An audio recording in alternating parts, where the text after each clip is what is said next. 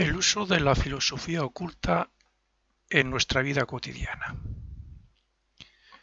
Los ocultistas sabemos que no podemos ir hablando por cualquier sitio ni ante cualquier persona de lo que representa la reencarnación, el karma, los diferentes cuerpos del ser humano y mucho menos de que hay otros dioses como el nuestro, etcétera. Y esto es así porque la mayoría de las personas no lo comprenden y por tanto nos pueden tachar de cualquier cosa. Cuando una persona comienza a estudiar y a conocer estas enseñanzas, esta filosofía oculta, descubre el inmenso valor que tienen para la persona misma, sea en sentido espiritual o sea en el intelectual. Y por eso mismo, creo, la mayoría de nosotros, por eso mismo estamos deseosos de hablar de estos temas con la pura y buena intención de que los demás también las conozcan y puedan beneficiarse de ellas, como es lógico. Pero para quien lleva más de media vida, diría yo, en este mundo del ocultismo y ha impartido conferencias y cursos, ha tratado con muchas clases de personas en las mismas, aquellos tiempos ya no son válidos y es preferible callarse ante los ignorantes. Esa es mi experiencia. Es preferible no sacar estos temas en las conversaciones si la ocasión no lo requiere, para dar un consejo a quien lo pide o lo necesita, y sí hacerlo, como mucho, para explicar ciertas enseñanzas a quien se pueda, pero de forma que no parezcan lo que en realidad son. Y después de esto, voy a relatar, voy a hacer un relato de un voluntario que trata con pacientes en un hospital. Esto es una manera de explicar cómo ese voluntario que tiene conocimientos de esta filosofía oculta puede aplicarlas de una forma sutil, sin tener por qué hablar ni de reencarnación ni de nada de eso. El relato de esta persona dice: estando yo uno de los muchos días haciendo mi voluntariado en el hospital, tuve la ocasión de conocer a una persona que, siendo paciente por una enfermedad física como los demás que voy a visitar, sufría al mismo tiempo una tremenda depresión que impedía que penetrara en ella ni la más mínima sugestión positiva que elevara su moral. Evidentemente, y como suelo hacer, eché mano a las enseñanzas ocultas para ver de qué manera y de forma disimulada e indirecta podía darle algún consejo que la animara un poco. Su posición era totalmente negativa ante los consejos, llegando a decir que nadie la quería, que nadie quería relacionarse con ella por ser así, que no podía sonreír y que, aunque quería, no podía hacer nada para remediarlo. Como mi tiempo era un poco limitado, porque suelo atender a una media de 12 personas en casi unas 4 horas, tenía que dedicarle más tiempo a ella y además hacerlo con tacto, con cariño y con comprensión. Y tolerancia incluso, diría. Así es que comencé por explicarle que ella era como los demás y que lo único que la diferenciaba era su forma de ver al mundo y a las personas de acuerdo a lo que ella pensaba y sentía, y que si cambiaba eso, podía cambiarse ella misma. Comenzamos la conversación haciéndola comprender que la falta de aprecio, de cariño y de ayuda no era por parte de los demás, sino de ella misma, porque no se valoraba correctamente y le faltaba autoestima. Le expliqué que tenía un cuerpo, una vida, unos sentimientos y una mente para pensar como los demás, y que si algo fallaba era porque ella no lo estaba utilizando bien, sin darse cuenta.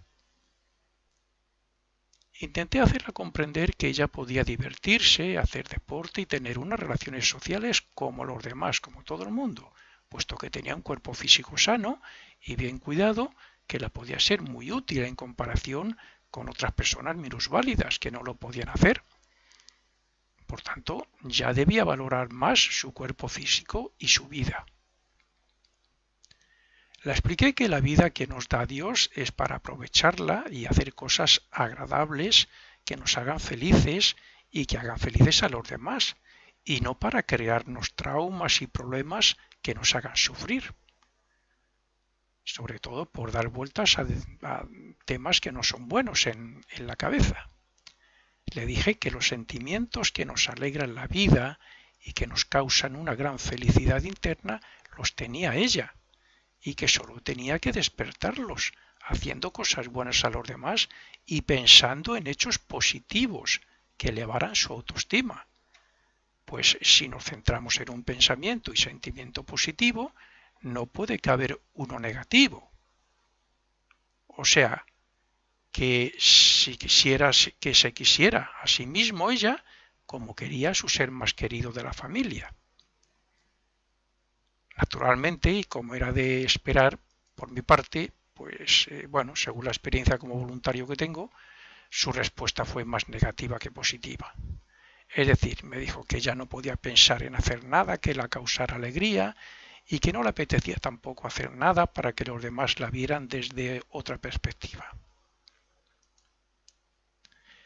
Después de hablar un rato sobre lo dicho hasta ahora, pasé a profundizar un poco más diciéndola que para hacer algo que la haga feliz o que ayude a los demás, debe crear un deseo y un sentimiento que vaya en esa dirección, y que para ello debe utilizar la mente para razonar y ver de qué manera puede hacerlo.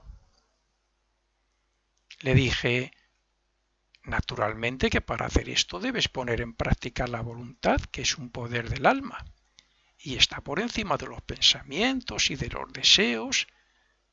Y si no, ¿qué haces cuando quieres leer un libro y tu mente se va a pensar en otras cosas? Pero con voluntad se pueden hacer muchas cosas que te pueden hacer feliz. Solo tienes que utilizar la mente para pensar cosas buenas. Por ejemplo, ayudar a tu madre con cariño y con el deseo de hacerla feliz. Su respuesta fue que no era fácil, porque no le apetecía hacer nada por nadie. A lo que yo le respondí que hiciera un juego. Cuando me preguntó qué clase de juego era, le dije que se relacionaba con el uso de la voluntad, porque con la voluntad podía hacer todo lo que ella negaba, ya que la voluntad está por encima de la mente, puede dominarla, y que el juego trataba de proponerse un reto. Le expliqué el reto de la siguiente manera. Cuando te traigan el desayuno, la comida, la merienda y la cena, tienes que dar gracias a la persona que te la trae diciéndole muchas gracias, pero con una sonrisa en los labios. Ahí estás haciendo uso de tu voluntad para una cosa que pueda hacer feliz a los demás. Y cuando venga el médico todos los días a verte, le das los buenos días, también con una sonrisa, y le respondes alegremente, felizmente, a todas las preguntas que él te haga. Ella me dijo que lo intentaría, pero que no lo veía fácil. Entonces me puse frente a su cara y le dije, Pilar, mírame. Y cuando me miró, la sonreí diciendo, mira qué fácil es. ¿Has visto cómo he sonreído naturalmente? Aún así me dijo que esa sonrisa era forzada y que ella no quería hacer sonrisas falsas. Entonces volví al ataque diciéndole que yo no estaba de voluntario para hablar y ayudar a las personas falsamente, sino de corazón, y que la única manera de demostrárselo era dándole un beso.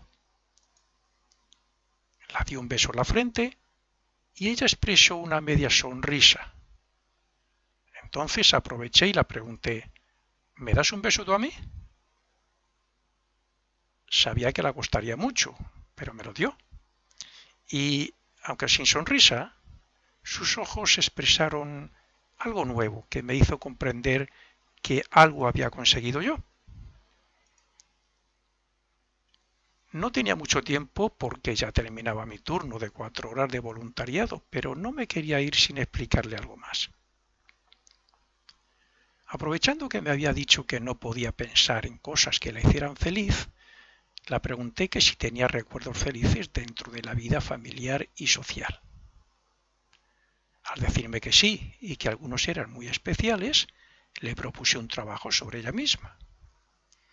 Le pregunté que si se había dado cuenta de que cuando veía la televisión le costaba concentrar su mente para comprender bien lo que veía, porque la mente se iba de la televisión para pensar en otras cosas. Su respuesta fue positiva y la mía inmediata fue la siguiente frase: Pilar, tienes que cambiar la televisión por los recuerdos que te hacen feliz. Es decir, la expliqué que cuando su mente se pusiera a pensar en que está triste, en que no la quieren, etcétera, que sería como estar viendo la televisión para ella, en el ejemplo que la puse, entonces ella debía decir a la mente lo siguiente: oye mente, mira, no te vayas ahí y ponte a pensar en cosas positivas. Aquí quien mando soy yo, que para eso tengo la voluntad. Pilar me dijo al respecto que lo entendía, pero que era muy difícil de conseguir porque la mente hace lo que quiere, a lo que yo respondí que no era así. La expliqué que la voluntad está por encima de la mente y que lo podía comprobar en cualquier momento pensando lo que ella quisiera, incluso hablando conmigo y concentrando su mente a voluntad.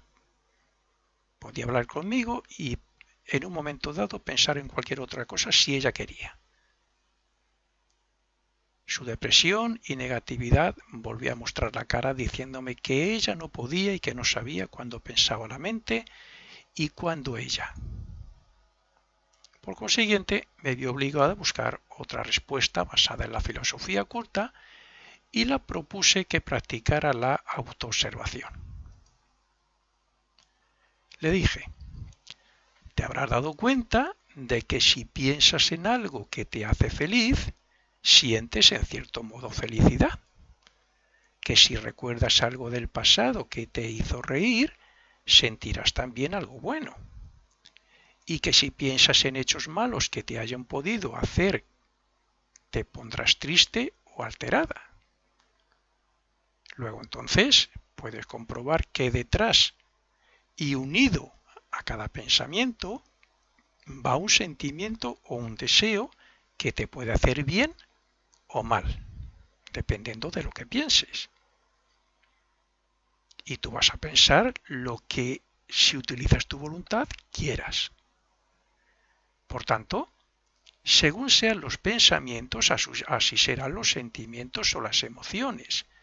Y según estos sentimientos y emociones, así pueden ser las expresiones de tu cuerpo físico o de lo que hables o de lo que sientas interiormente. Puede ser bueno, puede ser malo. Lo que tienes que hacer es utilizar tu voluntad para autoobservarte, o mejor dicho, para observar a tu mente y para analizar cómo son tus sentimientos y tus emociones. Así tendrás dos opciones.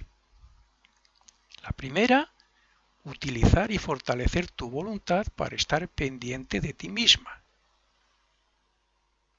Y la segunda, cambiar los pensamientos o sentimientos negativos que surjan en ti por otros positivos, por otros buenos. Tú, Pilar, eres voluntad. Y si estos días que vas a estar en el hospital tranquila y con tiempo para pensar, te autoobservas a ti misma, como te digo, verás que tu mente anda de un lado para otro, pero siempre pensando en cosas que no te favorecen. Y por eso estás tan triste y estás tan mal. Por tanto, dedica varios ratos al día a observar a tu mente, a ver qué es lo que piensa, por qué anda de un sitio para otro y siempre pensando en cosas tristes o melancólicas. Y cuando veas que se centra en cosas negativas y tristes, átala fuerte a tus recuerdos positivos o a las cosas que te estoy explicando y verás cómo la práctica cada vez eres más dueña de ella. También comprobarás que si tu mente está centrada en hechos positivos y alegres, tus sentimientos, tus deseos, tus emociones serán también positivos y alegres. Y por tanto, podrás sonreír. Bueno, no sé si la ayudé mucho o poco, porque no volví por esa planta hasta al menos 6 o 7 días después y ya no estaba. Pero sí observé dos cosas. La primera, que cuando me despedí de ella, cogiéndola de la mano y diciéndola que la deseaba lo mejor, me miró a la cara fijamente, lo que no había hecho casi durante toda la conversación, me miró a la cara fijamente queriendo expresar algo.